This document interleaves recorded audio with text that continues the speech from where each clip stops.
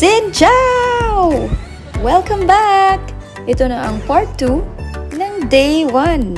At nandito tayo ngayon sa Hua Lo Prison in Hanoi. May entrance fee nga pala itong 40,000 Vietnamese dong. At pagpasok ko talaga, sabi ko, Kuya, nasaan ang CR? Ihing-ihi na ang person. Pero ang sabi ni Kuya, iwan ko daw muna ang mga gamit ko sa locker kasi bawal sa loob. Inside, may option ka to rent headphones for 100,000 Vietnamese dong. Dito mo maririnig yung stories about what happened in the past habang iniikot mo yung place. May mga posters sa wall, then nakasync yung audio sa bawat section. Mostly foreigners yung nagre-rent pero honestly, worth it siya. Grabe yung stories dito, medyo mabigat. And if you're really interested, you can also research more about it online or better yet, visit this place yourself. At sobrang pagod na ako kaya I decided to go back to my accommodation. But wait, nagutom din ako. Syempre, kailangan natin kumain. So pagkatapos kong bumili ng pagkain, umuwi muna ako kasi hindi pa dyan nagtatapos ang pagiging Dora natin.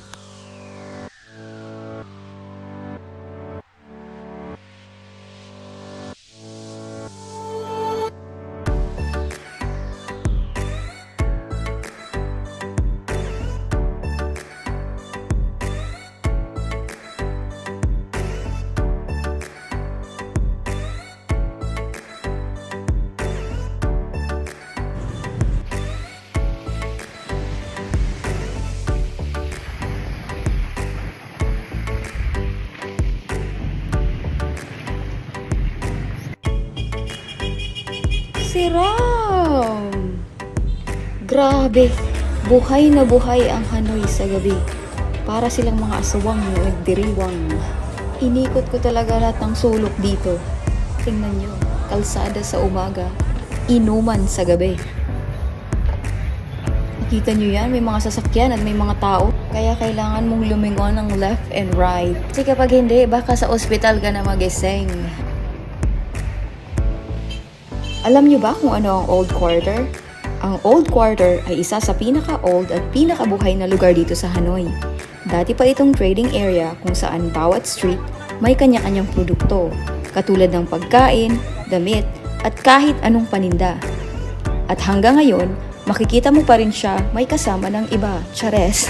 Makikita mo pa rin yung vibe na yon. Makikitid ang mga iskinita, dikit-dikit ang mga tindahan, at halos lahat ng kalsada may ganap.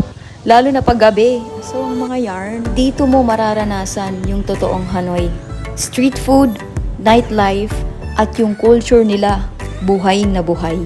Kaya kung pupunta ka ng Hanoi, hindi pwedeng hindi ka dadaan sa Old Quarter. At syempre, hindi rin makukumpleto ang gala ni Dora kung hindi ko matitikman ang tagumpay! Nakita ko kasi yung ibang mga turista kapag pagod na sila, umuupo sila sa gilid ng kalsada at umu-order ng gusto nilang inumin.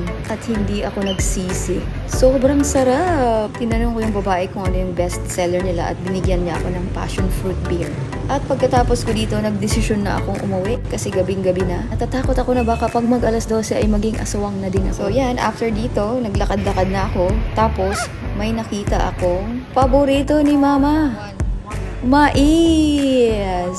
Ito ay 15,000 Vietnamese dong. At pagkatapos kong bumili ay umuwi na ako. Kasi syempre, hindi pa dyan nagtatapos ang gala natin. Salamat sa panonood. Bukas ulit ha. I love you! Mwah!